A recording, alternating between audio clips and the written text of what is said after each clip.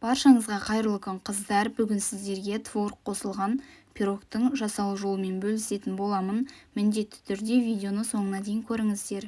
Ең алдымен ыдысымызға ұнымызды және де қопсытқышымызды салып, оның үстінен сары майымызды,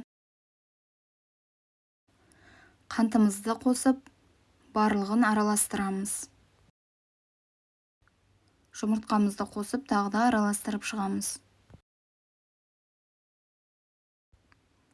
Қамырын дайындап болғаннан кейін енді салмасын дайындаймыз. Творогты саламыз және үстінен қантымызды салып, жұмыртқамызды қосып, араластырып аламыз. Барлығын асықпай біркелкі масса болғанша араластырып аламыз.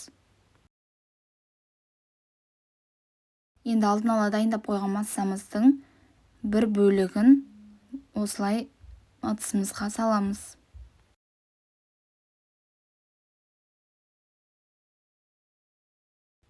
Енді үстіне салмасын қойып шығатын боламыз. Барлық жеріне жететіндей жаймалап шығамыз. Қыздар, менің каналымда бұдан да басқа түрлі рецепттер бар. Міндетті түрде каналыма тіркеліп, қоңырауша белгісін қосып қоюды ұмытпаңыздар. Енді массамыздың қалған бөлігін бетіне сеуіп шығатын боламыз.